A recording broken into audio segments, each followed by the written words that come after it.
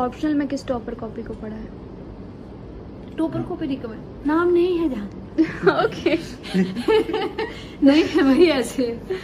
Rank 306, Swati Fogart, UPSC CSE 2024. Here we will look into her essay strategy as she has scored 122 marks in essay. Her optional is geography and she has scored around 281 marks in geography optional and a few bits and pieces of other things such as CSAT strategy, schedule during the mains time, test series, coachings, etc. Multi dimensionality ना मतलब कि ना मैंने इस पे ज़्यादा ध्यान दिया ना कि पता है आपको, मैं आपको एक दो एग्जांपल बता सकती हूँ कि अगर कोई ऐसे आता है, हम ना एग्जांपल ज़्यादा डाल देते हैं, एक पैरा में 2 एग्जांपल घूमेंगे, अगले पैरा में 2 एग्जांपल घूमेंगे, इंस्टेड ऑफ फोकसिंग एग्जांपल्स के ऊपर डायमेंशन ज़्यादा खोल दो उस टॉपिक के स्टेटमेंट को, है ना, उसको हम एक बार यस लेके देखते हैं कि मैं इसे अग्री करूँगी तो मैं उसके 2 पैरा बना दूँगी, फिर मैं उसका अपोजिट रिवर्स सोच के देखूँगी, है ना, फिर मैं उसका ये जो W वाले टर्म्स होते हैं ना, व्हाट, वाई और वाई नॉट एंड इफ़ होता है, एक इफ़ वाला होता है, एक हाउ वाला भी होता है। तो मैंने ना ये मैक्सिमम जितने ओपन अप करके शुरू की 10 मिनट में ब्रेनस्टॉर्मिंग बढ़िया, मतलब पर्सनैलिटी वाइज एक ही पैरा चला जाता है उसका करने में, ये नहीं करना है। This was the major thing जो मैंने मेरे इन 2 ऐसे से सीखी। और क्या कहते हैं उसके अलावा फिर ना जब ऐसे के पेपर में बैठने से पहले आई वाज जस्ट दैट कि मैं डायमेंशंस बहुत सारी खोल दूँगी instead of giving major example. Yes ये मेजर रोल प्ले करता है। And also this another thing कि अगर एक नई डायमेंशन मेरे को आधा ऐसे लिखने के बाद ध्यान आती है, जो कि आएगी अगर आप नए टॉपिक में ऐसे इमर्स हो जाओगे ना लिखते हुए और आपको बहुत मज़ा आ रहा है तो ना कुछ नया पक्का निकल के आता है। तो ना पहले मैं सोच रही थी कि यार ऐसे फ्लो टूट जाएगा, ऑर्डर मिस ऑर्डर हो जाएगा, but I try to inculcate that also. मैंने ना करा है मेरे ऐसे में लास्ट के 2 पैरा से पहले मैंने जो मेरे को नया कुछ ध्यान आया था ना, मैंने लिखा था वो उसमें, be that be any quotation, be that be any new dimension की don't had to be very simple. This also I learn मेरा वो 2 ऐसे लिखे कि ना ज़्यादा मैग्नीफाई नहीं करना है। वही थियोरी स्कॉलर का नाम, यस एंड केस स्टडी। एक किसी में 2 याद आ जाए तो ब्रैकेट में छोटी सी बना के 2 एक और डाल दो यार छोटी सी।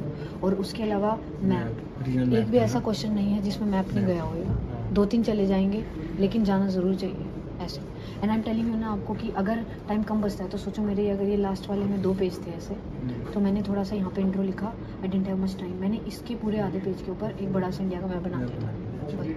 अगले वाले में मैंने फिर उनके बारे में थोड़ा लिख दिया था, बस इतना ही टाइम था क्योंकि उस वाले के लिए। बट भागते एक इतना बॉक्स बना के हम केस स्टडी लिखते हैं, ओके ऐसे हम केस स्टडी और फिर थोड़ा सा 1-2 लाइन में उसके बारे में बताते हैं। मैंने यहाँ पे यार आई एम टेलिंग यू, मैंने यूपी का मैप, एक यूपी का ध्यान आया था, मैंने यूपी का बना दिया था छोटा सा, मेरे को एक में महाराष्ट्र का ध्यान आया था, 2-3 स्टेट्स के मेरे को आते हैं बनाने, मेरे को राजस्थान का ध्यान आया था तो मैंने एक राजस्थान बनाया था, हरियाणा सिंस मेरा स्टेट है तो मैं जब भी हरियाणा का बना देती हूँ तो मैंने 2-3 जगह हरियाणा का बना दिया था। रैंडमली आपको रफली जितना भी आता है आप इसमें भी बना सकते हो एक छोटा सा डब्बा ऐसे, मतलब regional map. Yes regional maps, वही इनसे फर्क पड़ेगा। बीच में इसमें मैप ऐड कर दो ना, मैप ऐड कर दो। स्वाति केस स्टडीज़ कहाँ से इनकलकेट करें, मतलब कहाँ से क्या सोर्सेज रेफर करें? यार केस स्टडीज़ मुझे ऐसा लगता है भाई कि ना वो खुद से बना सकते हैं ना, खुद से तो बना ही सकते हैं। आप देखो जैसे कि कितनी देर लगी ये छोटे से मैप में, आप यहाँ पे नॉर्थ ईस्ट का और फिर इसके बारे में वो बता दो और ये सारी चीज़ इतनी से एक बॉक्स में हो जाएगी, मैप भी बन जाएगा, वो भी जाएगा है ना। यस अट्रैक्टिव लगेगा वही। और क्या पूछ रहे थे? केस स्टडीज़ कैसे? केस स्टडीज़ आई थिंक यार मेजरली मुझे ऐसा लगता है कि वो जो हमें 2 महीने मिलते हैं उसमें हम रोज़ न्यूज़पेपर पढ़ते हैं, है ना, तो वो केस स्टडीज़ जीएस वगैरह हर जगह पे कुछ भी नया किसी एरिया का जो कि मेरे को लगता है वो अपना सोसाइटी वाले पार्ट होते हैं उनमें काफ़ी अप्लाई हुए थे ऐसे कुछ भी नया एग्जाम्पल या जोग्राफी में, तो मैंने एक्चुअली इकट्ठी करती गई थी, न्यूज़पेपर पढ़ते हैं ना तो फिर कुछ भी उस दिन नया दिखा विच आई कैन अप्लाई। और उसके अलावा ना ज़्यादा पे ध्यान नहीं देना चाहिए, आप 15 से 20 अच्छी पकड़ लो अलग अलग एरियाज़ की, उन्हीं को कर लो बस, वो रैंडमली अप्लाई हो जाएगी कहीं पे भी। मतलब मुझे लगता है कि बस वो अप्लाई करने के एक बार टेक आ जाए, समझ रहे हो आपकी वो आंसर राइटिंग से आ जाती है। पेपर 1 और 2 तो दोनों अलग अलग है, मेरी अगर दोनों में रिपीट हो रही है तो भी कोई दिक्कत की बात नहीं है, सीधी बात है भाई। यही था, मैंने 2 पेज में सारी लिख ली थी मोटी मोटी, उनको ही मैंने 3-4 बार ऐसे आंखों के नीचे से हम निकाल लेते हैं ना रोज़, ऐसे निकाल के फिर वो जम गई थी, उनको फिर बस अप्लाई करना आना था कि इस वाले आंसर में ये फिट हो जाएगी इस वाले में। शुरू में थोड़ा सा ये इंट्रो में बता दिया, हाँ बता दिया आपने, छोटा सा ये भी इंक्लूड कर दिया आपने। फिर उसके अलावा देखो आपने भागते भागते बनाया, पर पता है वो कहते हैं कि थोड़ा सा फ़र्क पड़ता है, थोड़ा सा और क्लैरिटी, जैसे आपने ना मैं बहुत ही छोटा सा एग्जांपल दूंगी, यहाँ पर रूरल अर्बन फ्रिंज बनाया आपने, ये बना के और उसके सामने फिर डॉटेड लाइन से कि ना ये ऐसे एक्सपेंड हो जाता हाँ, है, expand तो हो जाता ये वाले को पूरी कर देते हैं। ये बहुत छोटी छोटी बातें हैं, लेकिन आपको पता है इससे क्लैरिटी आती है ये। फिर लेकिन आपने जो ऊपर बताया कि ये वाला है, इसको पूरी बॉक्स ले लेते हैं। ये थोड़ा ना इन सर ने तो लिख दिया है ऐसे गुड इंट्रो, पर ना थोड़ा क्लैरिटी जब चीज़ों को समझने में होती है ना कि use dotted lines here, because वो चीज़ होगी। होगी, हाँ, expand फ्रिंज होगी। का मतलब ये है ना कि Fringe, ये वाली चीज़ तो सब्सटेंशियली है ही, वो एक्सपेंड कर जाती है तब बनती है फ्रिंज। बनती है, हाँ। तो आपने इसको डॉटेड में दिखा, इसको इसमें दिखा, यहाँ तक आपने कर दिया ऐसा ना। हाँ, हाँ। लेकिन फिर उसके अलावा इस वाली चीज़ को बताते हुए आपने यहाँ पे पूरी वो ले ली। ये तो ये ऐसे ऐसे थोड़ा कंफ्यूजन हो रहा है, इनसे फर्क पड़ता है यार, ये छोटी छोटी हाँ, बातें। इनको भी मतलब प्रॉपर लाइन दे देना यस है ना। यस यस हाँ। यस सजेशन है कि वो जो मैप में लोकेशन वाला क्वेश्चन आता है ना, हाँ, Paper two question। पेपर 2 में, हाँ। उसमें भी अगर आपको नहीं आते हैं ना यार, तो मैंने- आई एम टेलिंग यू कि मैंने शायद 5 ही भरे हैं, मेरे को नहीं आते थे, मुझे थोड़ा गेस वर्क मैंने मारा ही नहीं। आप सोचो हाँ। नॉर्थ साउथ वेस्ट चीज़ अगर थोड़ा सा इधर उधर हो जाता है वो तो नॉर्मल है, उसे लगेगा कि एटलीस्ट थोड़ा सा आइडिया तो था। आइडिया। लेकिन जिनका नहीं है उनको इधर उधर कहीं उड़ाने की कहीं बजाय मार रहा है। यस यस यस वो बहुत एक्सट्रीम हो जाएगा। तो मैंने ना उस टाइम को मैंने सोचा कि अभी इसमें तेरे को आई एम टेलिंग बिगनिंग में तो मैंने 3 ही लिखे बस, उसका मैंने आगे जाके मैंने फटफट आगे चालू कर दिया कि I use the time in other questions, है ना। बट उसके बाद I came back to it बाद में, तो मैंने सोचा अगर 2 का आई हैड स्लाइट आइडिया, तो मैंने 2 और भरे थे, लेकिन वो भी मैंने बहुत बाद में जब आई हैड टाइम थोड़ा सा, तो उसके बाद भी मैंने बिल्कुल ट्राई नहीं करा। उसके बाद मुझे लग रहा है कि there is this one location also जिसका आई हैड आइडिया, पर मैंने वो फिर नहीं भरी थी यार। तो वो बहुत मैटर करता है, साउथ का नॉर्थ में लिखोगे, वेस्ट का ईस्ट में, ये ब्लंडर है। जैसे यू आर सेइंग ना कि वो सेकंड पेपर 1 में आपका इंप्रेशन उससे पड़ जाता है, ऐसे ही मैप में पड़ जाता मैप में है। पड़ता है। कोई कहेगा ज्योग्राफी का स्टूडेंट होके this person is feeling south की, नॉर्थ में, ईस्ट की, वेस्ट में, है ना, इससे बहुत फर्क पड़ता है। मेजर डिफरेंस तो बहुत है। वही तो आई थिंक उसको जितने आते हैं आप कॉन्फिडेंट हो उतने करके उस use that time in other, because इतना लेंथी पेपर होता है वो यूज़ हो जाएगा। मतलब that's what I did. I think मेरी स्वाति एक तुम्हारा पेपर डिस्कस करें। चेंजेस कैन अफेक्ट एग्रीकल्चर ये भी प्रोडक्टिविटी। एडुकेमी का ही है ना। हाँ, हाँ। जो ये हमने कर लिया है क्या? आपका वो डिफरेंट था पर शायद कुछ अर्बन फ्रिंज का था वो तो शायद ना। हाँ, बोल रहा हूँ, ये पेपर 2 का है ना क्वेश्चन। पेपर 2 के ही हैं भाई ये। हाँ, पेपर 2 है ना? क्वेश्चन वही। ये मेरे पास भी है, मैंने भी अटेम्प्ट किया था। Land use changes can affect agricultural productivity by changing the cost of production. Easy सा है आई थिंक। मैंने इंट्रो शुरू करा, फिर की प्रोडक्टिविटी के बारे में बता देती हूँ थोड़ा सा। फिर इसमें था कि land use changes can affect agricultural productivity by changing. फिर मैं देखा कि एग्रीकल्चरल प्रोडक्टिविटी अफेक्ट करने वाले मैंने लिख के उनमें से एक लैंड यूज चेंजेस भी है, मतलब कि ना वो थोड़ा सा ऐसे आइडिया देने अच्छा, के सारे लिए। फैक्टर देखती है हाँ, पहले। वो ऐसे एक आइडिया कि इनमें से एक ये भी है जिसके बारे में हम आगे बात करेंगे ऐसे। हाँ। फिर the cost of production affects the agriculture productivity, फिर कैसे कैसे करती है। फिर मैंने यहाँ पे फिर से थोड़ा कॉस्ट ऑफ प्रोडक्शन की डेफिनेशन दे दी। मतलब आपको लगता है how I saw it as कि ये जो हर चीज को सिंपलीफाई किया है नहीं ना? सिंपलीफाई एज इन इसमें की टर्म्स देख लो आप कि उसमें ना फिर आप उनको थोड़ा सा डिफाइन कर दो छोटा छोटा। एग्रीकल्चर प्रोडक्टिविटी हो गया, कॉस्ट ऑफ प्रोडक्शन हो यस गया, जैसे लैंड मैंने चेंज हो गया। इन इंट्रो एग्रीकल्चर प्रोडक्टिविटी है ना। हाँ। फिर मेरे को लगा कॉस्ट ऑफ प्रोडक्शन थोड़ा बात करने से पहले थोड़ा बता देते हैं उसके बारे में, मैंने छोटा सा यहाँ बता दिया। फिर हमने देखा कि इन दोनों में इंटरकनेक्शन क्या है, वो जो उन्होंने क्वेश्चन की हाँ, डिमांड लैंड पूछी चेंज है। हो गया। बट आई थिंक ना इसमें आई कुड हैव इम्प्रूव्ड कि ये वाली चीज़ मैं कम हटा भी सकती थी, हाँ। बिकॉज ना इतना स्पेस नहीं होता है। This is the major demand ना। बेशक मैंने थोड़ा बता दिया, बट उसके बाद फिर यहाँ से शुरू करा मैंने ऐसे ऐसे। फिर उसके बारे में थोड़ा बताया। यहाँ पे मुझे फैक्ट याद आएगा, देखो तो मैंने यहाँ पे एक छोटा सा फैक्ट डाल दिया। ये ना जीएस टाइप पर यहाँ तक हो रहा था। फिर मैंने थोड़ा सा क्या कहते हैं, ये मुझे एकदम से फ्लो चार्ट याद है मुझे लगता है। और हाँ, आप वाले में बात कर रहे थे, एक में आपने वो ग्राफ बनाया हुआ था ना, हाँ। वो बहुत बढ़िया लगता है। ठीक है, ऐसे ही जैसे मैंने पाई चार्ट बनाया, तो इनको कहीं पे भी आपको परसेंटेज कोट करने का आ जाए ना, फट से ना पाई चार्ट बना दो यार, वो पूरा नहीं याद आ रहा है उससे। अच्छा, मैंने पाई चार्ट बहुत डालती हूँ मैं आई थिंक जीएस वालों में भी और इसमें भी, बिकॉज मुझे लगता है कि यार प्रिसाइजली परसेंटेज नहीं आ रही है ना, जस्ट ट्राई टू इंक्लूड, उससे एक बहुत जबरदस्त आइडिया हो जाता है। ऐसे देखो इसमें पता चला ना कि मेजोरिटी इस तरफ है ये Majority चीज़, इस तरफ है। वही तो ये अच्छे हैं। फिर मुझे केस स्टडी डालनी थी, फिर केस स्टडी का मैंने जल्दी से एक मैप बना के ऐसे उसके बारे में बता दिया। बट फिर जैसे कि मैंने 3 बताई, लेकिन उसके बाद मैंने फिर यहाँ पे एक छोटा सा मैप वो डाल दिया जो मेरे को ध्यान आ गया। फिर वही वाली आप वाली बात है कि मैंने एक केस स्टडी वाला टिक बॉक्स करा, फिर मैंने मैप वाला टिक बॉक्स करा, ऊपर डेफिनेशन बता दी। फिर मेरे को चमक रहा था कि उन्होंने स्कॉलर नहीं बताया साथ। फिर मैंने ट्राई टू इंक्लूड वन ऐसे इसमें कंक्लूजन डालते हुए मैंने मेडोज वाला थिंकर का एक एग्जांपल दे Meadows का, हाँ। दिया। Yes yes limit to growth. Yes yes, तो लिमिट टू ग्रोथ वाला ऐसे, बिकॉज एक तरीके से तो लिमिट टू ग्रोथ है ना भाई, हम एक तरीके से प्रोडक्टिविटी को एक अगर limit इसे तक ही रिलेट कर कर सकते हैं देते ना, हैं हाँ, एग्जैक्टली, exactly। तो उस तरीके से तो ना उन वही मुझे लगता है कि सेम फंडा I follow in maximum answers कि इनको भाई टिक करना है। ये इकोसेंट्रिक वाला, दिस इज ऑल्सो कॉन्सेप्ट है, तो ये मेरे को सडनली ऐसे याद आ गया। तो दैट्स व्हाई आई थिंक ना पेपर 2 इनमें ना स्कोप बहुत है आपके दिमाग में, दिस रिलेटेबिलिटी, और वो ना जितना ब्रेनस्टॉर्म करते हैं ना हम, मैंने प्रीवियस से क्वेश्चन और ये ज़्यादा नहीं लिखने की बजाय मैं ब्रेनस्टॉर्म करे हैं मैंने काफ़ी। तो ब्रेनस्टॉर्मिंग से आप कनेक्ट कर पाओगे कि आप ना कुछ ऐसा क्वेश्चन आया तो क्या मैं यहाँ पे नया या फिर ये कॉन्सेप्ट डाल सकती हूँ, जैसे सडनली मेरे को थिंकर याद आ गया और या फिर ये इकोसेंट्रिज्म वाला कॉन्सेप्ट याद आ गया, तो ना इसमें मैप की study, this scholar also, this concept also, तो ना यार मैक्सिमम मैं ट्राई की मैं ना इन बॉक्सेस को टिक करूँ, ये जो 4 है। In this also I followed the same strategy कि मैंने मैप डाल दिया, फिर यहाँ पे एक ऐसे है ना। तो मैं स्वाति, कुछ लोगों के क्वेश्चंस हैं लाइक क्या सोर्सेज आपने फॉलो किए हैं for the optional, like paper 1 में क्या सोर्सेज हैं, पेपर 2 में क्या सोर्सेज हैं? फिजिकल ज्योग्राफी के लिए वो सविंदर सिंह वाली बुक है, तो मैंने उसी को करा, मैंने उसे पढ़ा हुआ है, तो आई हैव हाईलाइटेड थिंग्स उसमें, तो फिर वो जैसे हाईलाइट कर रखी है उसके अकॉर्डिंग ही मैंने फिजिकल ज्योग्राफी के लिए मेजरली वही करी है। और उसमें से ऐसे कि हम जब प्रीवियस से क्वेश्चन करते हैं तो की थीम्स आइडेंटिफाई कर लेते हैं ना कि इनसे मेजरली आ जाता है, तो उस पर मैंने अपने शॉर्ट नोट्स बनाए हुए हैं कि अगर ऐसा आएगा तो उसमें मेजर थोड़ा थोड़ा मुझे सब पता है, and I have revised it majorly जब करा है उसके अकॉर्डिंग, तो मैं अपने ही नोट्स रिवाइज करती हूँ। जैसे अभी मेंस था तो बिगनिंग के 1 मंथ में जब सिलेबस करा उसमें, तो एक बार तो मैंने उस किताब को पढ़ा है जो मैंने उसमें हाईलाइट कर रखा है, but after that during my second revision मैंने अपने फिर नोट्स ही करे थे जैसे मेजरली ऐसे। तो ये फिजिकल ज्योग्राफी के लिए तो वो करी मैंने। उसके अलावा ह्यूमन ज्योग्राफी, और इसमें यार आई थिंक ना ऐसे कुछ स्पेसिफिक कोई ऐसे बुक नहीं करी हुई है रिकमेंड। आई थिंक मैंने ना उसमें मेजरली जो प्रीवियस से क्वेश्चन की थीम्स या फिर सिलेबस के अकॉर्डिंग जो सिलेबस के की टर्म्स होते हैं तो उसके अकॉर्डिंग नोट्स ऐसे बना के, जैसे रैंडमली कुछ टॉपिक का तो रैंडमली भी नोट्स ऐसे मैंने देखे हैं कि मैंने गूगल पे सर्च करके कि इसके बारे में मेजर मुझे पता होना चाहिए।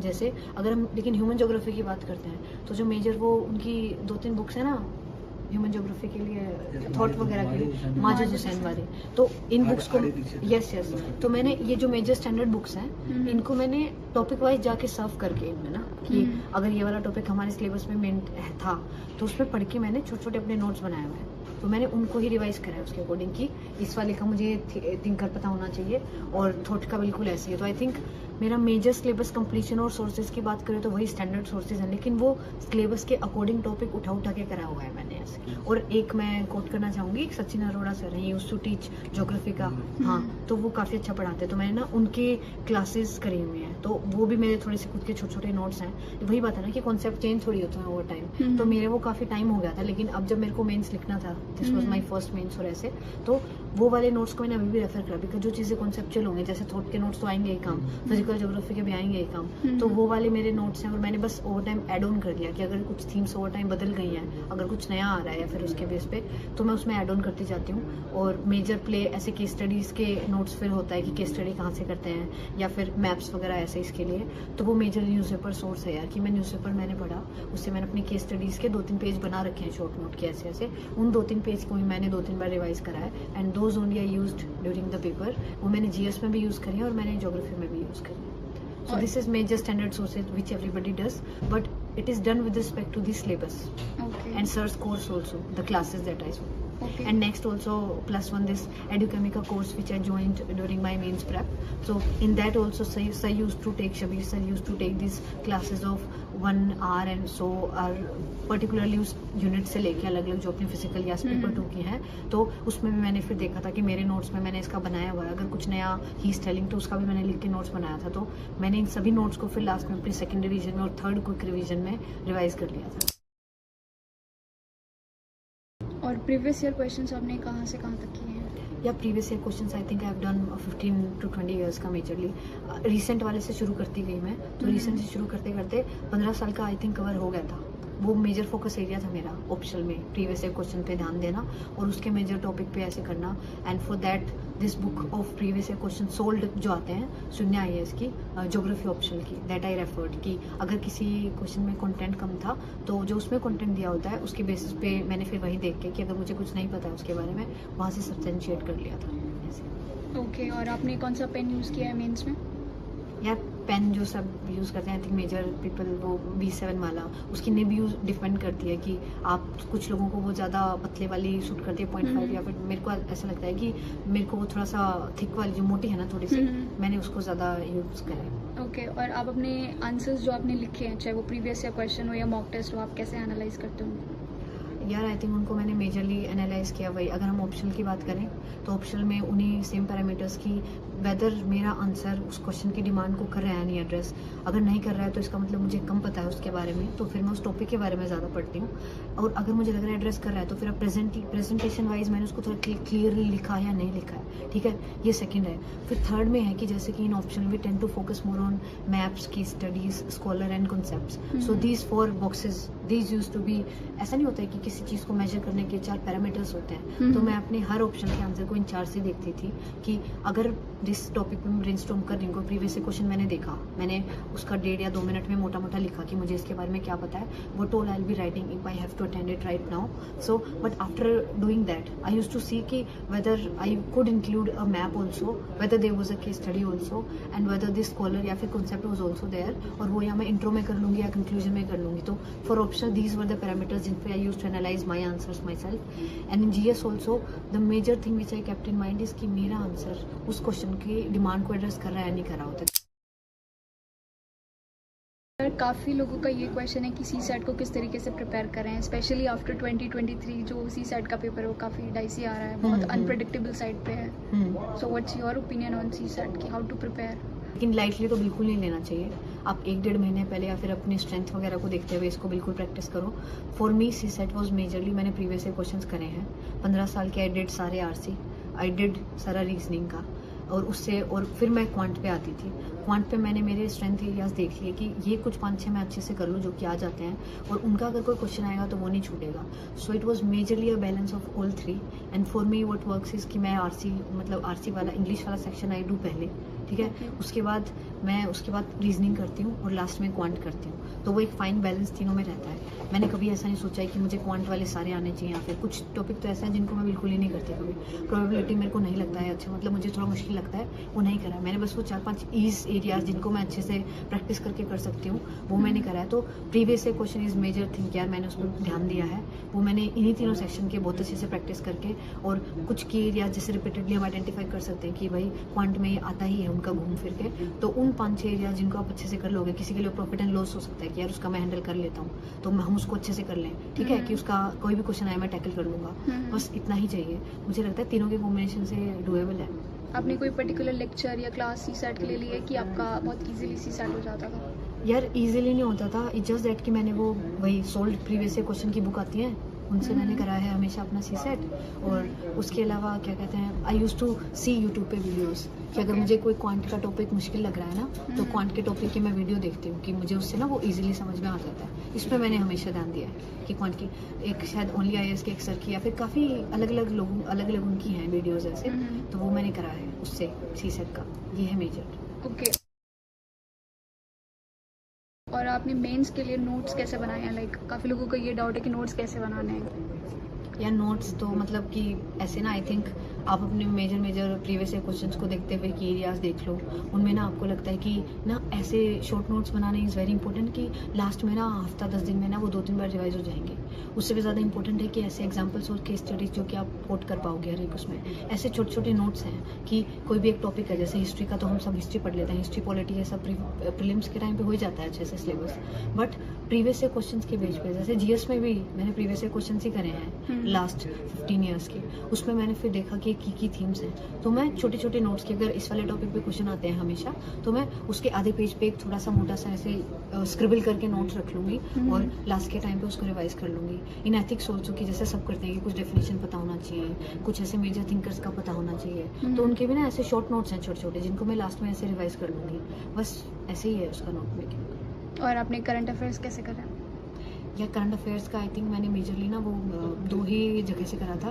पीटी वाला जैसे 360 आता है, मेंस का आता है, तो उससे मैंने मेंस का करंट अफेयर करा था सबका। और न्यूज़पेपर पढ़ा है मैंने जुडिशियसली फॉर दिस 2.5 मंथ्स जो हमें टाइम मिलता है, उसमें मैंने बस लास्ट का एक हफ्ता 10 दिन छोड़ के उसके अलावा मैंने न्यूज़पेपर अच्छे से पढ़ा है बिल्कुल। और आई थिंक करंट अफेयर्स का मेजरली ना जो हम अलग अलग टेस्ट देते हैं ना, उनमें भी करंट अफेयर के टॉपिक कवर हो जाते हैं। मुझे लगता था कि अगर मैं उनके क्वेश्चंस देखती हूँ तो उसमें मेजरली मेरे कवर हो रहे हैं, उसके। मैंने एक तो SMT या एनवायरमेंट उसके लिए ओनली IAS का जो आता है मटीरियल प्रहार, वो भी मैंने देखा था। This 2 I refer to. Okay. And what was your time table during the mains? My day begins with something to do, थोड़ा सा ऐसे activity, let it be yoga या फिर मेडिटेशन, वो मैं सोलली ऐसे करती हूँ हमेशा। तो जैसे जैसे पेपर पास आएगा तो that can be reduced to 15 minutes, लेकिन बिगनिंग से लेके शुरू के 1.5 महीना 2 महीने या फिर अभी भी यूजुअली तो आधा पौना घंटा आई ऑलवेज गिव ऐसे योगा मेडिटेशन को। उसके बाद यार फिर ऐसे ही गैप्स में आई टेंड टू स्टडी की लाइब्रेरी में तो टाइम जाता ही है, बट मेरा मेजर वाला टाइम टेबल डिवाइडेड ऐसे होता था कि मैं आधा दिन ऑप्शन को दूंगी और आधा जीएस को दूंगी। Since it was my first time, मैंने एथिक्स नहीं पढ़ा हुआ था इससे पहले, अभी इस टाइम पे करा, तो मेरा पहला 1 महीने का टाइम टेबल ऐसा था कि मैं आधा दिन एथिक्स को देती थी, बिकॉज मैं एथिक्स की क्लासेस लगा रही थी, वो मुदित जैन सर का जो कोर्स है वही, तो मैं उनकी क्लासेस देखी है मैंने बिल्कुल ऐसे। तो आधा दिन मेरा 1 महीने का ऐसे जा रहा था कि वो एथिक्स को जाता था, सर साथ साथ प्रीवियस क्वेश्चन भी कराते हैं 1-2, वो भी करती थी मैं, और उसके साथ आधा दिन ऑप्शनल को देती थी। तो first month was like that. After that similar pattern पे it was divided between GS and optional, वही 50-50, आधा दिन जीएस को आधा दिन ऑप्शनल को, and eight the end of the day वही टॉपर कॉपीज को सर्व करना, वो मैंने मेजरली करा है हमेशा। कि कभी ही ऐसा दिन हुआ होगा कि आज मैंने कोई टॉपर कॉपीज नहीं देखी होंगी। आपका जब दिन एंड हो जाता है ना, just give it some time, आधा घंटा आराम से बैठ के टॉपर कॉपीज से we need to learn more यार, कि कैसे this thing is differently in their answer copies, and कैसे मेरी मतलब कंपेयर कर सकते हो आप उससे, और उन दोनों को कंपेयर करके यू कैन सी कि कहाँ पे you can improvise on the same lines as the way they have done it, है ना। तो उस बेसिस पे मैंने टॉपर कॉपीज का पूरा यूज़ करा है, and tilt was majorly on previous year questions also, कि मैंने आधा दिन तो डिवाइड कर लिया, लेकिन आधे में भी अगर मैं उसको और माइक्रोस पे जाऊँ तो फिर जो आधा दिन ऑप्शनल का है उसमें आधा इज फॉर द सिलेबस, आधा is for the previous year questions. Similarly in GS also आधा इज फॉर कि मैं सिलेबस पढ़ रही हूँ उसका, एंड आधा is for previous year questions, and जो बच गया वो लास्ट का time I am telling you कि वो डिनर के बाद का और सोने से पहले का, that is majorly topper copies को सर्व करने का, बिकॉज इससे बहुत सीखने को मिलता है। And the day I forgot to tell कि the day begins with beginning में न्यूज़पेपर, मैंने बिगनिंग में अच्छे से पढ़ा है कि शुरू के, लेकिन we need to reduce it, कि कोई 1 घंटा नहीं देना होता है, ऐसे आधे घंटे में मोटा मोटा सर्व कर लो न्यूज़पेपर को, and look for same examples या फिर केस स्टडीज जो आपको इनमें काम आ जाएंगी, और आप अपने छोटे छोटे नोट्स बना लो, दैट आई डिड। और उसके अलावा क्या कहते हैं, हाँ उससे की एरियाज तो पता चलेंगे, मतलब जीएस के अकॉर्डिंग भी दैट इज हेल्पफुल ना, newspaper reading that will cover the current affairs also. What are your education qualification? यार my education qualifications are such that कि स्कूलिंग तो I need not to tell, या फिर Or graduation? या schooling I have done, फिर भी अब now that we are talking from boarding school, that was a sports school. After my schooling I came to Delhi, यहाँ पे DU से Kamala Nehru college I have done geography honors. After that I decided to start doing preparation for UPSC, but that was alongside my masters of geography only, but that is from Kurukshetra university, तो वो साथ साथ चल रहा था ये।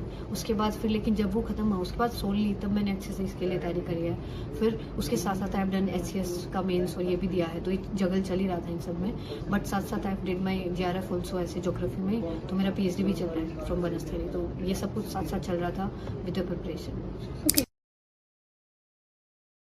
Some of our viewers और subscribers are also asking कि क्या लोगों को दिल्ली के अंदर ORN साइड में शिफ्ट होना चाहिए या फिर घर से प्रिपेयर करना चाहिए? यार आई थिंक फॉर आजकल ना online so many things are available, और ये बहुत ही अच्छे से है, जो बच्चे घर रह के अच्छे से पढ़ सकते हैं ना, बिकॉज द थिंग अबाउट अपनी हेल्थ का ध्यान रखना is very important, because I faced it कि बाहर रह के थोड़ा सा ऐसे काफ़ी इशू हो जाता है, तो ना घर रह के ना वो कंफर्ट स्पेस होता है कि आप अपना एक, अगर आपके घर पे ऐसा डिस्टर्बेंस नहीं है, आपको एक अलग रूम या फिर जगह मिल रही है, टेबल चेयर, क्योंकि आपकी और सब चीज़ों का ध्यान घर पे रखा आराम से हो जाएगा, खाने का और इन सब का, बिकॉज वो ना मेजर डिस्ट्रैक्शन होता है, तो ना आप घर से करो अगर आपको बहुत बढ़िया हो रहा है तो। और आप ना चॉइस वाइज कि आपको कुछ एरियाज वीक हैं उनकी क्लासेस ले लो, आजकल ऑनलाइन सब कुछ ऐसे अवेलेबल है, बिकॉज यूट्यूब ऑल्सो, मैंने यूट्यूब का इतना वो करा है यूज़ ऐसे इन सब चीज़ों के लिए, तो वो उस तरीके से बढ़िया है अगर जो घर से कर सकते हैं। आई थिंक ORN या फिर कहीं पे मूव करना इज़ मेजरली कि जब मेंस का टाइम आ जाता है ना, तो आपके लिए टेस्ट सीरीज वगैरह देके और उसका उसी टाइम फीडबैक लेके ये हेल्प हो जाएगी कि आपको उसी टाइम आप फेस टू फेस अपने मेंटोर से बैठ के बात करके आओगे, आपने जिसकी टेस्ट सीरीज लिया है, तो आप उस पर उसी टाइम पे बैठ के वर्क अप होना, आपकी क्वेरीज 1-on-1 कहते हैं ना, जैसे कि वो interaction that is helpful during the mains prep and for prelim और for interview of course mocks वगैरह देने के लिए। So in these 2 stages I think कि a person can move here अगर हो सकता है, लेकिन प्रीलिम्स या उससे पहले सब्सटेंशियली जो घर से कर सकते हैं, that is actually best, because आपकी हेल्थ उतनी इंपॉर्टेंट है, तो उसके अकॉर्डिंग बिकॉज जितना बढ़िया ऐसे फोकस और कॉन्सेंट्रेशन चाहिए ना इसके लिए, वो अच्छी हेल्थ के साथ ही आता है। तो एक mix and match, and every person has own strategy, तो फिर जिसको जहाँ पे ज़्यादा बेस्ट सुटेबल लगता है वो करना चाहिए, बट कंपल्शन बिल्कुल नहीं है कि यहाँ आके करने के लिए ऐसे। Okay, thank you Swati. वो स्ट्राइक। यार ऑप्शनल में किस टॉपर कॉपी को पढ़ा है? टॉपर को भी रिकमेंड नाम नहीं है ध्यान। ओके नहीं है भाई ऐसे। वो आई वाली थिंक वही एक दो तीन ही सिद्धार्थ सर हैं, उस वो सिद्धार्थ सिद्धार्थ श्रीवास्तव है हाँ और एक वो कंचन दी का भी है। कंचन कंचन दी से तो ओके।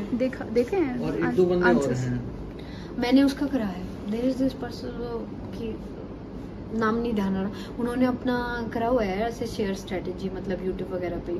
तो उन्होंने ना मोटे मोटे अपने थोड़ा सा ऐसे नोट्स भी कराए हुए हैं। तो मैंने उससे देखा था कि उनके से मैंने सर्च करा था, उनके बहुत अच्छे नंबर थे यार लास्ट ईयर उसमें।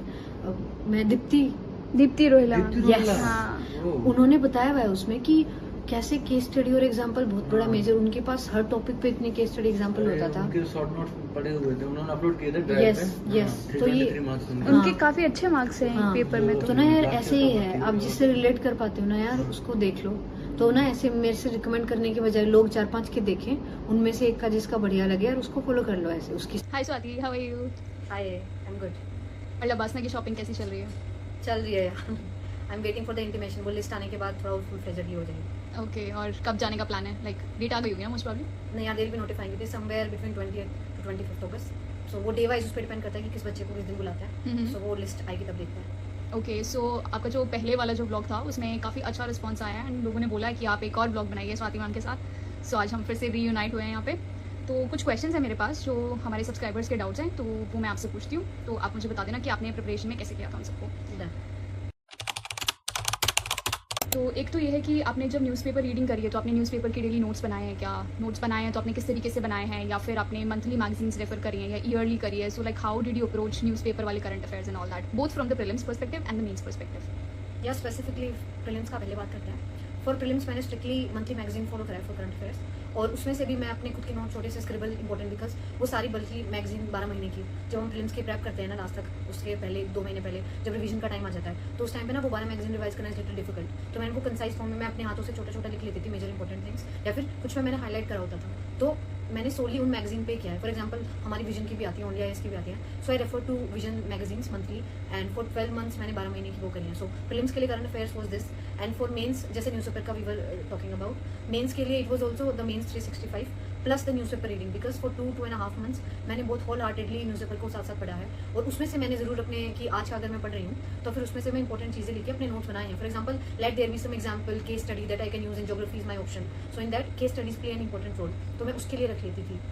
या फिर जीएस वालों में भी हम कहीं ना कहीं एग्जाम्पल्स कोट कर सकते हैं। और या फिर उसके अलावा जो एक्सप्लेन का पेज आता है वो सब मैंने स्क्रीनशॉट्स लेके या फिर in the physical format cut करके वो रखे हैं कि मैं उनको मोटा मोटा एक बार रिवाइज कर लूँगी, and that came in handy specially during mains. So newspaper का यही था। बाकी थोड़ा वेयर अबाउट्स के लिए मैंने पूरे साल न्यूज़पेपर फॉलो कराई कि हमें थोड़ा पता चलता रहना चाहिए कि क्या चल रहा है। बट मेंस के 2-2.5 महीने थोड़ा सा ज़्यादा न्यूज़पेपर का इंक्रीज हो जाता है टाइम। और उसके अलावा इंटरव्यू के टाइम पे भी newspaper plays a very important role. So 3 महीने का न्यूज़पेपर हर दिन का अच्छे से पढ़ना, and in fact I use to read 2-3 newspapers interview से पहले, ऐसे इंटरव्यू की प्रिपरेशन के दौरान। So I think newspaper is a constant आपकी सिविल सर्विसेज की जर्नी में।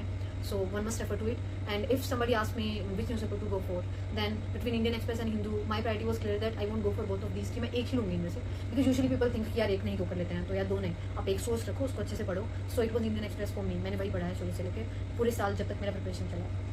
फिर आपने जैसे कि 1 महीना आपने न्यूज़पेपर पढ़ा, 2 महीना पढ़ा, तो उसके बाद जो आपने सपोज नोटिंग करी या फिर जो भी आपने उस टाइम पे न्यूज़पेपर पढ़ा था, तो उसको आप फिर रिकॉल कैसे करते थे? रिवाइज मतलब कितना ड्यूरेशन रहता था कि अब मुझे लगता है कि मैं भूल रही हूँ चीज़ें, मुझे वापस से वो सारी चीज़ें रिवाइज करनी चाहिए? So what was the duration कि किस टाइम बाद में कि यू हैड अ स्लॉट कि I need to revise current affairs of my newspaper?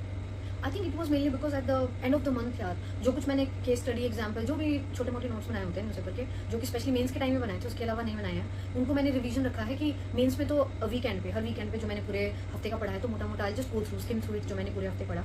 और मेन फाइनल अपने मेंस के पेपर से पहले मैं उसकी 2 से 3 बार रिवीजन कर लूँ। तो I use to plan it such way कि एक हफ्ता पहले मैं कोई नहीं पढ़ूंगी, अब सब हो चुके हैं न्यूज़पेपर का, तो मैं एक दिन बैठ के वो सारा दोबारा अच्छे से रिवाइज कर लूँगी, और वो हर हफ्ते का लास्ट में पूरा रिवाइज करना। तो all in all there will be 2-3 cycles जिनमें मैं इसको रिवाइज कर लेती थी। ओके।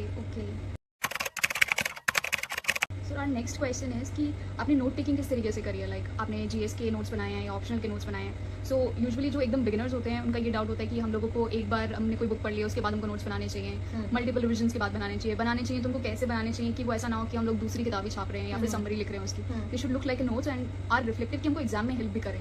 सो आपकी नोट टेकिंग स्ट्रैटेजी किस टाइप की थी? या माई नोट टेकिंग स्ट्रैटेजी वो सच दैट कि मैं पहले उस सब्जेक्ट को या फिर उस बुक को पहले मैंने अच्छे से खुद पढ़ा है, दैट वाज फर्स्ट रीडिंग ना, उसमें मैंने कुछ हाईलाइट करा है, फिर उसकी सेकंड रीडिंग में मैंने हाईलाइट कर लिया है। Note making will come in handy in the third reading की if there are some very important things जो मुझे याद होनी चाहिए और जो मेरे को बाद में रिवाइज करने के लिए इंपॉर्टेंट होंगी मेरे लिए, तो मैं बहुत ही कंसाइज फॉर्म में फिर नोट्स बनाऊंगी उसके। तो it was in third reading तब मैंने नोट्स बनाया। एंड नोट्स इसीलिए पीपल से कि ना दूसरे के समझ नहीं आते हैं, आपके खुद के होने चाहिए, बिकॉज हम सबका ना डिफरेंट तरीके से थिंकिंग पैटर्न है। Something which is difficult to remember for me maybe for another person it won't be. So उस तरीके से मेरे को लगता है कि यार अपने खुद के बनाओ और वो ना उन चीज़ों को लिखो नोट्स में कि let there be just some pointers की जिसके बेसिस पे जब वो नोट्स को पढ़ रहे होगे तो फिर आप ये देखोगे कि क्या ये पढ़ते हुए मुझे ध्यान आ रहा है कि मैंने क्या पढ़ा था, मतलब कि जस्ट सम पॉइंटर्स। अगर आप सारा ही लिख दोगे तो वही एज यू सेड एक किताब ही छप जाती है, तो उसी चीज़ को ऐसे अपनी हैंडराइटिंग में लिख लेना, इसमें क्या ही डिफरेंस रह जाता है। स्पेशली ड्यूरिंग मेन्स मैंने ऐसे ही कंसाइज फॉर्म में नोट बनाया कि if there is some question on one topic, है ना, फॉर एग्जाम्पल हम कई बार ज्योग्राफी की बात कर लेते हैं, ज्योग्राफी में हम अगर साइक्लोन्स का करते हैं तो सिर्फ एक पेज पे मेरे नोट्स होंगे, उसमें मोटा मोटा एक डेफिनेशन होगी, फिर अगर टाइप्स पे क्वेश्चन आ जाता है तो फिर टाइप्स की 2 तरीके के होते हैं ऐसे, फिर उसके बाद एक मैप होगा जो उसका डिस्ट्रीब्यूशन बताएगा। मतलब I just try to be कि जो मेन पॉइंटर्स हैं, and if I am asked a question so मैं बस उन पॉइंटर्स को अगर मेरे ध्यान में रहता है तो मैं एक आंसर को अच्छे से आंसरेबल उस टाइम पे हो जाऊँ कि भाई मेरे को पॉइंटर्स याद है and I be able to handle the answer of this question in this form. So इस तरीके से मैंने नोट्स बनाया कि they should be actually crisp and concise. अगर आपके नोट्स क्रिस्प और कंसाइज नहीं है और आप सुंदर सुंदर बना के रख देते हो लेकिन आप उनको पढ़ नहीं पाते बिकॉज आपने वो इतने बल्कि बना दिए हैं, उनको पढ़ते हुए आलस आता है। मतलब मेरे लिए है यार ये ऐसा कि मुझे ना बाद में मोटी मोटी किताबें बार बार पढ़ के नहीं मन करता था, इसलिए मैंने अपने नोट्स को इतना छोटा और मतलब ऐसा बनाया कि मैं उनको रिवाइज करने में ज़्यादा खुश होती थी कि स्वाति कम पेजेस हैं, वो कम कैसे हैं, वो ऐसे कम नहीं है, वो बिकॉज मैंने छोटा छोटा लिख के जैसे कि ना एक टॉपिक को एक पेज पे खत्म कर दिया, इंपॉर्टेंट पॉइंटर्स लिख दो इस पे, तो उस तरीके से इट मैटर्स टू मी। तो आप उनको थोड़ा सा छोटा बनाओ, कंसाइज फॉर्म में बनाओ बट विद इंपॉर्टेंट पॉइंटर्स, ताकि वो आपको काम आए, और इतने बनाओ कि आप उनको रिवाइज कर लो।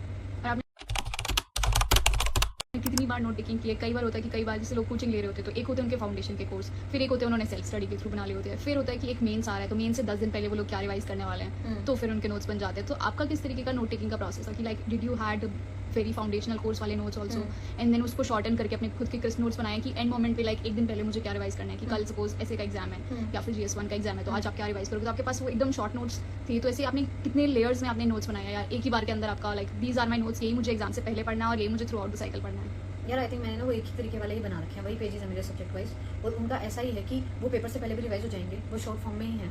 और उनके अलावा बिकॉज उसके अलावा अगर मुझे पढ़ना है ना जब हम रिवाइज कर रहे होते हैं फर्स्ट उसमें, तो जो मैंने बुक्स में हाईलाइट कर रखा है, just read this for example I was mentioning about this current affair magazines, तो मैंने उनमें चीज़ें हाईलाइट कर रखी है, मैं वो पढ़ूंगी। लेकिन जब मेरे पास सिर्फ एक हफ्ते वाला साइकिल का रिवीजन होगा अलग अलग सब्जेक्ट का, तो मैं अपने ही नोट्स पढ़ूंगी। तो इसीलिए आई फोकस अर्लियर ऑल्सो कि ना वो कंसाइज फॉर्म में होंगे तो वो एक ही बहुत है, ऐसे तो एक ही है वो। ओके एंड दूसरा जो मेजर क्वेरी आती है कि जब आपने नोट टेकिंग कर लिया है और आपने रिवीजन भी कर लिया है, फिर लोग हैं कि टेस्ट सीरीज लिखते हैं अपनी, आंसर राइटिंग करते हैं, तो आंसर राइटिंग के अंदर लोगों का जो मेजर डाउट है वो ये कि आप इवैल्यूएट कैसे करते हो खुद के आंसर्स। कई बार होता है कि हम टॉपर के आंसर पढ़ लेते हैं या अपने पीयर ग्रुप के आंसर्स पढ़ लेते हैं, हम उसको तो इवैल्यूएट कर लेते हैं कि हमको समझ में आ जाता है कि this person has not met the demand of the question या फिर ये चीज़ों से ये इंप्रूव कर सकता था, लेकिन हमको खुद की कॉपी चेक करते हुए ये नहीं समझ में आता कि हम लोग कहाँ तक सही लिख रहे हैं। खुद को लगता है कि हमने सब लिख तो दिया, अगर हम खुद को पता होता तो हम शायद उसी टाइम लिख लेते जब हम आंसर्स लिख रहे हैं। So how you used to evaluate self evaluate your own answers?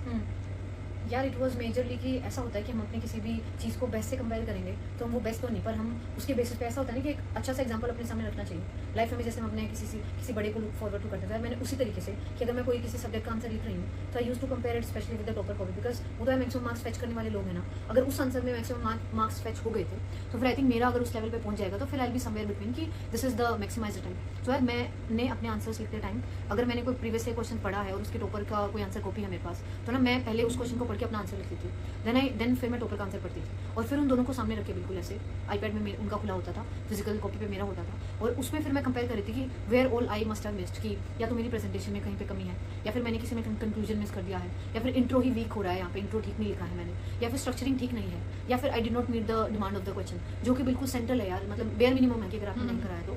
So I think ये सब मैंने ना यार टॉपर कॉपी से अपने आंसर कॉपीज को कंपेयर करके ही सीखा है, और मेरे को लगता है वो बेस्ट पैरामीटर था। And if sometimes we think कि हमको ऐसे टेस्ट सीरीज दे रहे होते हैं जिसमें वी डू नॉट हैव कोई टॉपर का आंसर ना, बिकॉज फ्रेश क्वेश्चन भी आते हैं। सो यार इन दैट केस आई थिंक वो जो आंसर कॉपी का आंसर होता है ना मॉडल आंसर, या बट मॉडल आंसर ना थोड़े से ज्यादा ही कंटेंट होता है उसमें। सो मेरी इसमें एडवाइस ये रहेगी कि आप ये मत देखिए कि मॉडल आंसर, तो वो मॉडल आंसर का व्हाट आई वाज सेइंग कि वो मॉडल आंसर के लिए कभी आप ऐसा मत सोचिए कि आपने तो इतना कुछ लिखा ही नहीं है जो उसमें दे रखा है, वो थोड़ा सा ज्यादा प्रोवाइड करते हैं आंसर के अकॉर्डिंग उसमें content. So I just used to think कि मेरा अगर 70% भी उससे मैच हो रहा है सो आई एम देयर। सो मुझे लगता है कि there is this law in science also, I think I read somewhere an article ऐसे कि आपको अगर कोई चीज 100% नहीं हो रही तो ऑलवेज टारगेट फॉर 80 to 85%। अगर आप किसी भी दिन का टारगेट, किसी भी टास्क का टारगेट इतना मीट कर लोगे तो आपके एंड में ना आपका एफर्ट मैक्सिमाइज हो ही जाएगा।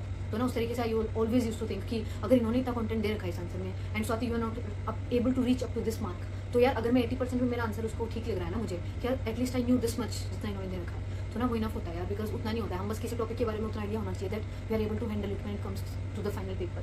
सो उसके बेसिस पर यार मैं टॉपर कॉपी से हमेशा कंपेयर करा है मैंने, and to the model answer जो देते हैं उनसे मैंने अपने आप को इवेलुएट करा।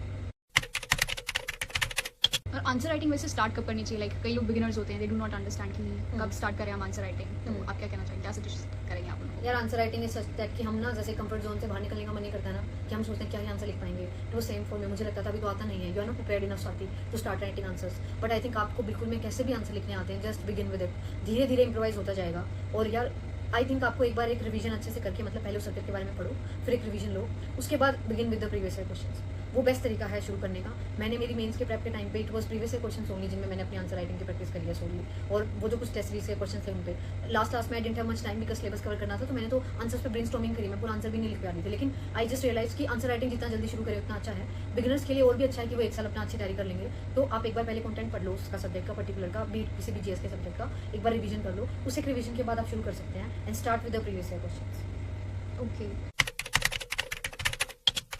And how did you approach the economy? हमने पहले वाले ब्लॉग में इकोनॉमी और इंटरनल सिक्योरिटी वाला पार्ट मिस कर दिया था, तो लोग पूछ रहे हैं कि आपने इकोनॉमी को कैसे कवर किया, both from the prelims and the mains perspective. यार I think for economics for prelims perspective वही जो मेजर 2-3 स्टैंडर्ड सोर्सेज हैं, एक मृणाल सर का अच्छा कोर्स है और एक विवेक सिंह से भी हम कर सकते हैं। तो मैंने मृणाल सर का किया है, और उसके लाइक आपने लेक्चर्स देखे हैं या मैंने लेक्चर देखे हैं उनके, और उसके साथ उनका करंट अफेयर्स का अपडेट आता रहता है, आप आगे करते रहते हो, तो वो मैंने फॉलो करी, वो अपडेट आती है करंट अफेयर्स की, कि वो उसके अकॉर्डिंग अपडेट कर देता है। और ड्यूरिंग द मेंस यार वही जो मैंने अपना पढ़ा हुआ था इकोनॉमिक्स को मैंने एक बार रिवाइज करा था, और उसके साथ मेंस 365 में इको के अपडेट्स आती हैं, सो वो किया था मैंने। तो यही एक होगा कि एक सोर्स ले लो, वो प्रीलिम्स के लिए भी काम आ जाएगा और मेंस के लिए भी आ जाएगा, बाकी प्रीवियस ईयर क्वेश्चंस करो साथ साथ, और करंट अफेयर्स के लिए बीट मेंस 365 और उस टाइम पे 365 ठीक है। Okay, and what about internal security? यार आई थिंक इंटरनल सिक्योरिटी के लिए ड्यूरिंग मेंस के टाइम पे majorly it was mains 365 only, मैंने उसको रिवाइज करा था एक बार, या फिर वो और एक ओनली आईएएस के बुकलेट आता है प्रहार में, या वो that I did. So you have not read any text book जो पर्सनली, जैसे कि एक अशोक सर की बुक है इंटरनल सिक्योरिटी पे? नहीं, this reminds me I did not read a text book, it was Shivan sir's course also, उन्होंने इंटरनल सिक्योरिटी के उनके नोट्स थे अभी। Okay. या तो वो पढ़े थे मैंने, वो बेसिक्स के लिए ना मेजरली, वो और मेंस 365 ये दो था। Okay, and what was your motivation इस जर्नी, इस प्रिपरेशन के अंदर, स्पेशली कंसिस्टेंसी के टर्म्स के अंदर, कि डेली कंसिस्टेंट रहना बहुत डिफिकल्ट हो जाता है? सो यार आई थिंक ये थोड़ा सा ऐसा क्वेश्चन है ना कि it varies from person to person. हमें कई बार बहुत हाइप लगता है कि how come somebody is so consistent. I think what I will say कि नोबडी इज कंसिस्टेंट। वो आप लॉन्ग टर्म में देख रहे हो कि we are consistent with our efforts, लेकिन हमारे डेज बहुत अप्स एंड डाउन से फुल ऑफ होते हैं। कि आई एम नॉट सेइंग कि मैं हर दिन इतना पढ़ रही हूँ कि जितना मुझे मेन जब आ रहा होता है उससे 2 महीने पहले हम पढ़ रहे होते हैं, तो हम सबके डाउनफॉल के या फिर लो फेजेस होते हैं। तो लेट इट भी आप एक हफ्ता बहुत अच्छे से पढ़े, आई हैड माई टारगेट्स, मैंने 8 से 10 घंटा दिया अच्छे से, मैंने 8 आवर्स किया, फिर it must be some Saturday और संडे जो मुझे अच्छा नहीं लग रहा होगा, they can be any number of reason, आपके उस दिन हेल्थ ठीक नहीं फील हो रहा है आपको, तो उस दिन आप थोड़ा सा ना ऑलरेडी खींच जाओगे नीचे कि आज उतना नहीं पढ़ा है, तो मेरा वो कम कंसिस्टेंसी वाला दिन है। बट मैं उसके बाद भी अगर अपने को बकअप करके कि नहीं यार मेरा मन नहीं है, बट मैं 1-2 घंटे का रेस्ट लेती हूँ, उसके बाद मैं फिर से बैठती हूँ, तो अगर उसके बाद मैं दोबारा बैठ के मैंने फिर से 2 घंटे पढ़ने के निकाले हैं अच्छे प्रोडक्टिव, तो आई थिंक यार वो आपको कंसिस्टेंट बनाता है। और मेंस प्री आने वाला होता है तब तो कंसिस्टेंसी की कोई बात ही नहीं है, बिकॉज सब हो जाता है उस टाइम पे तो, लेकिन एक पूरे साल या फिर पूरे जब since it was my 4th attempt also and I had been in this journey 4-5 years या 4-5 इयर्स तो आराम से, बल्कि 5 से ज़्यादा ही हो गया होगा। तो अगर हम मेजरली देखें कि हाउ हैड दिस बीन, तो आई थिंक मुझे लगता है यार कि ना we must take breaks in between, breaks are very underrated, जबकि ना उनका बहुत अच्छा इफेक्ट होता है। आई रिमेंबर जब भी मैं एक संडे को वीकेंड पे या फिर संडे को शाम का ब्रेक ले लेती हूँ, मंडे को I have this immense energy जिससे मेरा वीक बहुत बढ़िया जाएगा उसके बेसिस पर। तो एक तरीका हो सकता है कि आप बढ़िया ब्रेक्स लो बीच में। सेकंड इज कि आप थोड़ा सा ऐसे एक्टिविटीज़ में इन्वॉल्व रहो यार, बीट योर हॉबी, आपकी कोई क्रिएटिव हॉबी है वो करो, आप उसके लिए टाइम निकालो। और एक होता है यार डू मेडिटेशन या योगा, मैंने किया है यार, और ये बहुत हेल्पफुल होता है। आपकी मेंटल हेल्थ बहुत ही ज़्यादा इंपॉर्टेंट है, और आपकी मेंटल टफनेस बहुत चेक होती है इस पेपर में, किसी भी स्टेज पे, let it be prelims, mains और इंटरव्यू। तो ये तीनों चीज़ों के साथ साथ एक बार ना आपको बीच बीच में अपने उस पर्पस और उस रीज़न के पास वापस जाना चाहिए कि what was the reason behind, कि जब आपने यूपीएससी करने के लिए सोचा था, तो ना एंड स्पेशली अगर आपका रीज़न एक इतना सॉलिड है ना जो आपको दोबारा उस पर वापस आने के लिए मोटिवेट करेगा, तो आपको ईज हो जाएगा कंसिस्टेंट रहने के लिए। और फिफ्थ मैं ऐड करना चाहूँगी कि just keep your sources of energy very intact, be it your parents, be it your peer, be it your very good close friends, because वही आपका सोर्स ऑफ एनर्जी होंगे जब आपको लो फील होगा, और आपको कंसिस्टेंट रहने के लिए देल be the motivation forces. Okay, and did you track your targets, या फिर आप कितने घंटे पढ़ रहे हो? लाइक लोगों का ये रहता है कि बेयर मिनिमम इतना तो आपको पढ़ना ही पड़ेगा। कई होते हैं वो बोलते हैं कि नहीं मैं कम पढ़ लूँगी या पढ़ लूँगा, लेकिन मेरे बस यही टारगेट्स कंप्लीट होने चाहिए। So you are a target one person और somebody who clocks the hours? वो वाला? यार I think it's a mix. पहले मुझे लगता था कि if I have some targets and task, अगर मैं उनको पूरा कर लेती हूँ तो लेट दिस भी कोई 8 घंटे लग रहे हैं दिन के या फिर 10, तो यार किस दिन जल्दी भी हो जाता है कि क्वालिटी मैटर्स ना, कि हम कितनी देर पढ़ रहे हैं वो नहीं मैटर करता है, आपने दिन में जो टास्क डिसाइड करा है वो करते हैं। बट इसके साथ साथ ना फिर मैंने वो क्लॉक वाला भी आई अडॉप्टेड, बिकॉज ना वो आपको बहुत डिसिप्लिन आता है। आपको लगेगा कि हम ना कई बार दिन के 10 घंटे बैठ रहे हैं, बट 10 घंटे में नहीं आता output. I am telling you, अगर हम 10 बैठे हैं तो 6 से 7 घंटे ही निकलती है। इससे अच्छा भी let there be a clock. आप जैसे ही टेबल से उठ रहे हैं, आपका ध्यान डाइवर्ट हो गया, उसको बंद कर दो, तो उससे आपको ये पता चलेगा कि आप जितने घंटे बैठे हो यार उतने घंटे आपने सच में पढ़ा भी है उसके अकॉर्डिंग। सो यार I think a mix and match of both is very important, और आप क्लॉक के हिसाब से पढ़ोगे तो हेल्पफुल होता है। ओके, और एक मेजर क्वेश्चन जो हमको इस प्रिपरेशन जर्नी में फेस होता है, दैट इज़ कि what you did when you felt like burning out वाली सिचुएशन हो गई है कि अब बस हो गया है, लाइक अब क्या करना है, and how much time you ideally gave for the prelims during the burnouts also. Like कोई भी एग्जाम आ रहा है, चाहे प्रीलिम्स आ रहा है, चाहे मेंस आ रहा है, चाहे पर्सनालिटी टेस्ट आ रहा है, आप एक बर्नआउट फेस कर रहे हो तो आप कैसे डील करते थे, specially during that exam season वाला? एज वी डिस्कस्ड अभी इससे पहले भी, it was majorly that I put an emphasis on breaks, और वो ब्रेक्स का ये मतलब है I will go home, I spend some time with family. वो बहुत मेजर इंपॉर्टेंट काम है जिससे मेरे को बहुत हेल्प होती है जब कभी ऐसे बर्नआउट के फेजेस होते हैं उनमें मैं दोबारा उतनी बूस्ट एनर्जी से अपनी स्टडी टेबल पे वापस आती हूँ। दूसरा होता है यार, अगर छोटा टाइम है, इतना बड़ा नहीं देना कि मेरे पास 4-5 दिन का टाइम नहीं है कि घर जाकर विजिट करके आना है, तो दैट कैन बी कि I just watch a good movie या फिर I read a good novel जो मेरे को बढ़िया लगती है, कोई भी ऐसे, लेकिन दैट विल बी फिक्शनल कि उसमें मेरा एफर्ट भी लगेगा माइंड का, that will be a very good refreshment for me. या फिर होगा कि यार मैं ना कुछ बढ़िया एक एक्टिविटी करके आऊँगी कि ना मैं अच्छी रनिंग पे उस दिन ज़्यादा ध्यान दूँगी, या फिर शाम को मैं दौड़ के आ जाऊँगी, तो या फिर I meet one of my friend जो मेरे क्लोज फ्रेंड्स हैं, उनसे एक meetup, let that be a dinner और अ लंच। तो आई थिंक ये कुछ तरीके हैं जिनसे मैंने अपने आप को ऐसे वीक में फ्रेशन अप करने का कोशिश करा है और दोबारा उसी एनर्जी के साथ दोबारा अपनी स्टडी टेबल पर वापस आए। Okay, great. And how did you plan your preparation? Specially जो बिगिनर्स होते हैं उनको ये नहीं मालूम होता है कि हिस्ट्री में हमको कितना टाइम देना चाहिए, सोसाइटी में कितना देना चाहिए, एथिक्स में कितना, IR एंड सो ऑन। सो एक पर्टिकुलर सब्जेक्ट को जब एक बहुत बिगिनर जो है जिसने भी प्रिपरेशन स्टार्ट करी है वो अप्रोच करता है तो उसको सारी चीज़ों से वो बहुत ओवरवेलम फील करता है कि ये भी करना है वो भी करना है, लेकिन उसको ये समझ में नहीं आता कि इस पर्टिकुलर चीज़ में मुझे कितना टाइम देना चाहिए। तो इस चक्कर के अंदर क्या होता है कि वो एक पर्टिकुलर सब्जेक्ट को बहुत स्ट्रेच पे बहुत लंबे टाइम तक खींच देता है, जिसकी वजह से उसके बाकी सब्जेक्ट्स जो हैं वो कॉम्प्रोमाइज होते हैं। So what do you think is an ideally a time period जो एक पर्टिकुलर सब्जेक्ट को देना चाहिए? Like we can go subject wise की हिस्ट्री, सोसाइटी। यार आई थिंक ना this ideal time period it will again vary from person to person, because ना सबके सब्जेक्ट में ऐसा होता है, कुछ में उनकी बहुत अच्छी कमांड है तो ना वो 4-5 डेज में भी उसको बहुत अच्छा जल्दी से पढ़ लेंगे। मतलब ऐसा नहीं होता है कि this subject is majorly for me कि मुझे ज्योग्राफी, एनवायरमेंट इनमें उतना टाइम नहीं लगेगा जो मुझे और किसी में लगेगा। तो हमें ना सब्जेक्ट वाइज ये देखना चाहिए कि कौन से वाले में हमें ये सबसे ज़्यादा मुश्किल लगता है ना, तो उसको आप सबसे ज़्यादा टाइम दे दो। कि अगर मुझे पॉलिटी मुश्किल लगती है तो मैं 2 हफ्ते उसको पूरा दूंगी कि मैं वो किताब अच्छे से पढ़ूंगी, लेकिन बिल्कुल बिगिनर को तो 1 महीना देना चाहिए। ऐसे उस किताब को एक बार अच्छे से पढ़ो, फिर उसकी मोटी मोटी दूसरी रीडिंग लो, फिर अगले वाले सब्जेक्ट में लो। लेकिन फॉर मी मैं एक और तरीका करती हूँ कि मैं एक सब्जेक्ट कभी भी नहीं रखती हूँ। मतलब मेरे को थोड़ा सा दिस थिंग ना that we get bored after, या so I just keep 2 subjects at a time and during mains also I did the same कि मैं जीएस का सब्जेक्ट रखा है मैंने आधा दिन, और आधा दिन will be my optional subject. In the same way एक बिगिनर भी अगर शुरू कर रहा है ना, दे कैन डिवाइड इट कि आधा दिन वो एक ऐसे जीएस को रखेंगे और आधा दिन अपना एक ऑप्शनल सब्जेक्ट साथ साथ चलाएंगे। और जीएस का सब्जेक्ट का time that you were saying ना कि किसी के लिए 1 वीक इज इनफ, किसी के लिए 2 वीक्स, किसी के लिए 3 weeks also. It will depend solely कि कौन सा सब्जेक्ट में आपको थोड़ा मुश्किल लगेगा। If this is completely new for you, उसके लिए सबसे ज़्यादा टाइम रखिएगा, और जो लगता है कि ये तो पहले थोड़ा पढ़ा हुआ है इसमें मुझे नहीं लगेगा, उसके लिए स्ट्रिक्टली 1 ही हफ्ता रखिए। लेकिन जो बिल्कुल ही नया है और उसका मटेरियल भी ज़्यादा है ना, तो उसके लिए आप शुरू में एक पूरा मंथ भी रख सकते हैं ताकि आप 2 बार उसको रिवाइज कर लेंगे। तो लेकिन you need to plan it advance में कि ना कभी ना ऐसा होता है कि हम पढ़ते पढ़ते खो जाते हैं। यू आर आल्सो सेइंग ना same. So this plan this has to be कि 1 महीने का प्लान आपका रेडी होगा ताकि आप रोज रोज देखते चलो यार, and let that be chapter wise आगे कि आप जितना डिटेल में जाके प्लान बनाओगे ना यार, उतना जल्दी पूरा होने के सही तरीके होते हैं कि आप भटक नहीं जाओगे बीच में। और मेरे लिए 2 सब्जेक्ट वाला फॉर्मूला बहुत काम करता है, बिकॉज मुझे 2-3 का मिक्स करके पढ़ना अच्छा लगता है। जो कि I have seen people also जिनको अगर एक ही सब्जेक्ट पढ़ना है वो ना एक ही हफ्ते एक ही पढ़ेंगे क्योंकि वो उसको अच्छे से करना चाहते हैं and they want to finish कि वो एक सब्जेक्ट या खत्म हो उसको जाए साइड में और रख फिर उसको देंगे। फिर वो टेस्ट देके उसको खत्म हो जाए। या बट सो इट वेरीज ना, so for me the mix works, तो मैं 2 रखती हूँ हमेशा से। ओके,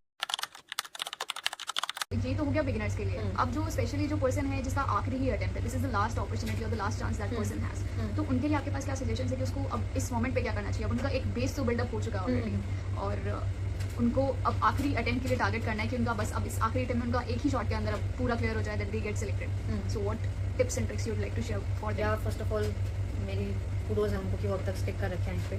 आई थिंक उनको भी कभी कभी ऐसा लगा हो कि वो कितना क्लोज आ गए हैं, फिर भी हमेशा कभी ना कभी कोई थोड़ी मार्जिन से रह जाता है। सो यार उनकी करेज को, उनकी कंसिस्टेंसी को, वो है यार। लेकिन उसके अलावा उससे ज़्यादा इंपॉर्टेंट है कि आई थिंक मेरे से ज़्यादा पता उनको ही होगा लास्ट अटेम्प्ट वाली बात कि वेयर दे आर लैकिंग। तो मेरे लिए मेरी तरफ से वो टिप्स एडवाइस ये होगी कि they just need to do some very अच्छे लेवल पे सेल्फ इंट्रोस्पेक्शन कि where they are lacking. Because ना कई बार हमें जो एरियाज आ रहे होते हैं ना अच्छे से आते हैं, हम उन्हीं को बार बार पढ़ते रहते हैं। अगर 5 या 6 सब्जेक्ट्स हैं तो उनको लगता है कि उनके 3-4 बढ़िया है ना, तो हम उनको अच्छे से करेंगे। जो 2 में हमें कमी है हम उसको तभी छोड़ देंगे। तो आई थिंक यार वो बेशक let them be taking 15 days 20 days to see कि हर जीएस के सब्जेक्ट में हाउ दे हैव डन। अगर प्रीलिम्स उनके लिए हर्डल है तो दे नीड टू सी कि कि प्रीलिम्स में कौन से सब्जेक्ट में ज़्यादा इशू आ रहा है, एंड सी सेट में ज़्यादा इशू है या फिर कहाँ भी रह जाता है, तो उसके बेसिस पर वो अपना प्लान बना सकते हैं। और जो सब्जेक्ट उनको सबसे हार्ड लगता है, फिर जिसने उनको पीछे या फिर कम रहने में ऐसा हुआ है कि क्लियर नहीं हुआ है उनका, उसको प्रायोरिटी देना चाहिए, सबसे ज़्यादा टाइम उसको देना चाहिए। और सेम गोज फॉर मेंस कि उनको अपनी आंसर राइटिंग पे काम करके अपनी आंसर राइटिंग इतनी अच्छी करनी चाहिए कि जब उनको दोबारा मेंस करने का मौका मिलेगा तो फिर वो उन सब्जेक्ट में ज़्यादा ग्रिप होगी कि जिनमें उनके नंबर अब तक कम आए। ओके, और हम जो लास्ट चीज़ डिस्कस करना चाहेंगे वो ये है कि आप एक प्लान जॉट आउट करिए for the aspirants who are aspiring for 2026 या जिनको अभी प्रीलिम्स देना है, तो एक फुल फ्लेजेड प्लान कि जिसके अंदर उनका प्रीलिम्स भी कवर हो जाए और मेंस भी कवर हो जाए। यार आई थिंक फर्स्टली ना, जैसे कि देयर इज दिस वे ना कि हम सारे सब्जेक्ट को ऐसे पढ़े कि वो प्रीलिम्स या मेंस का सोचे ना उस टाइम पे, है ना। तो जस्ट बिगिन विद दिस, ये जो हमने अब तक डिस्कस करा था ना कि किसी के लिए किसी सब्जेक्ट में कितना टाइम दे सकते हैं ना, ऐसे कि भटकना चाहिए। तो उस तरीके से पहले यार 5 महीने का प्लानर बना लो कि 5 महीने में आप सारे जीएस के सब्जेक्ट को रिवाइज कर लोगे, पढ़ लोगे मतलब सोर्सेज से। उस 5 महीने के बाद अगले 2 महीने में उनकी रिवीजन बढ़िया हो जाएगी। लेकिन उसके साथ साथ जब उनका ये हो जाता है ना, आई थिंक 5 मंथ्स में यार 5 मंथ्स में 2 बार भी कर सकते हैं। मतलब आई थिंक इट डिपेंड्स कि हाँ किस स्टेज पे हो आप। Like if you are a totally beginner तो आपको बहुत ज़्यादा टाइम लग जाता है। बिल्कुल, आपने ऑलरेडी अटेम्प्ट दिया तो कंपैरेटिवली कम लगता है। बिल्कुल बिल्कुल। सो आई थिंक मुझे लगता है कि ना एक बार पूरा पढ़ के रिवाइज करके फिर मेंस का चालू कर देना चाहिए। एंड फरवरी के टाइम पे आपको सोली प्रीलिम्स के लिए जाना चाहिए। लेकिन जो पहला बार लिख रहे हैं बच्चे वो जैन से भी कर सकते हैं, because they haven't given it पहले। तो ना वो दिसंबर तक ऐसा करें कि देख, अगर हम 1.5 ईयर का लेके चलते हैं, सो दैट इज कि उस 1.5 ईयर में आप नई किताबें पढ़ लो बिगनिंग से। बिल्कुल बिगिनर बच्चा सारे सब्जेक्ट की एनसीईआरटीज, उनके स्टैंडर्ड सोर्सेज, उनको शुरू के 4 महीने में पढ़ के अगले 2 महीने में दोबारा रिवाइज करके फिर वो अच्छे से उसकी मेंस के हिसाब से प्रीवियस क्वेश्चन उठा के थोड़ी आंसर राइटिंग भी कर ले। उसके बाद जो महीने बचेंगे जो प्रीलिम्स आ जाएगा, for example I mention February, but for a beginner जो पहली बार दे रहा है उसे जनवरी में ही प्रीलिम्स स्पेसिफिक पढ़ना चालू कर देना चाहिए, ताकि क्योंकि तब तक थोड़ी सी आंसर राइटिंग भी कर लेंगे और रिवाइज भी कर लेंगे। तो उस टाइम पे प्रीलिम्स के हिसाब से अपना स्केड्यूल बनाओ यार कि फिर से, ताकि प्रीलिम्स से पहले आपका 4 बार अच्छे से दोबारा वो सब रिवाइज हो जाए जो आपने पहले पढ़ लिया है। I think 3 to 4 times is minimum. और प्रीलिम्स के 1 महीना पहले आप अपनी टेस्ट सीरीज चालू कर दो कि 1 महीने से पिछला महीना जो होगा उस महीने आप टेस्ट सीरीज लगाओगे अच्छे से, कि दिन के 4 घंटे टेस्ट सीरीज को देंगे, 2 घंटे देने के, 2 घंटे इवैल्यूएशन के, क्योंकि वो 1 महीना आपके लिए बहुत क्रूशियल होता है। लेट दैट बी कि प्रीलिम्स से 15 महीने पहले तो कोई मतलब इट इज सोनली मी कि मैं 15 दिन पहले कोई टेस्ट नहीं, 15 दिन पहले मेरा टेस्ट खत्म हो जाता है, फिर नहीं दिया मैंने कोई टेस्ट। उस टाइम पे मैं सिर्फ प्रीवियस क्वेश्चन से रिवीजन करती हूँ। लेकिन उससे पहले जो 1 महीना होता है उसमें मैं बहुत अच्छे से टेस्ट देती हूँ। टेस्ट रिवीजन प्रीवियस क्वेश्चन का सोनली गेम 15-20 डेज में हो जाता है कि it will be my revision and previous question ऐसे। बट जन फरवरी मार्च में दे कैन डू इट कि उस टाइम पे they can keep a mix कि revision also and previous question also, and हफ्ते में एक टेस्ट भी ऐसे देना चाहिए जीएस के सब्जेक्ट वाइज। तो इस तरीके से। Okay, and one last motivating line for the people जो अभी एकदम मेंस दे ही रहे हैं, लाइक दे वांट कि somebody to push them up. यार I think other day I was interacting with somebody, it's his first mains, so मेरे छोटे भाई के जैसा है। तो वो इतना ज़्यादा एंशियस है अभी इस टाइम पे ये सब करते हुए। सो आई थिंक एवरीबडी इज़, अगर किसी ने पहले दे लिया है ना 1-2 बार, उनको थोड़ी सी कम होगी एग्जैक्टली, लेकिन बाकी जो पहली बार दे रहे हैं उनको बहुत ज़्यादा है। उनको लगता है क्या सिलेबस कैसे होएगा, पूरा कैसे करेंगे, क्या मैं टेस्ट पूरे लिख रहा हूँ या नहीं, अगर मेरा टेस्ट अभी छूट रहा है तो पूरा कैसा होगा। आई think it will be like for me it was कि मेरे को ये थॉट्स आने के लिए टाइम ही नहीं था। आई वॉज सोली फोकसिंग कि मेरा सिलेबस पूरा हो जाए। मैं दिन का आधा टाइम ऑप्शन को देती थी, आधा जीएस को देती थी। अगर मेरे को वीकेंड पे टेस्ट लिखने होते थे तो मैं टेस्ट लिखती थी, फिर उनके वैल्यूएशन में। तो यार आप अपने आप को इतना एंगेज कर लो इस प्रिपरेशन में कि आपके लिए एंग्जाइटी, आप जब बेड पर लेटोगे तो आपको सिर्फ नींद आएगी कि आप पूरे दिन में इतना पढ़ चुके हो कि आपको इतनी सेटिस्फेक्शन से इतनी बढ़िया नींद आ रही है। सो यार I think I yearn for this satisfaction.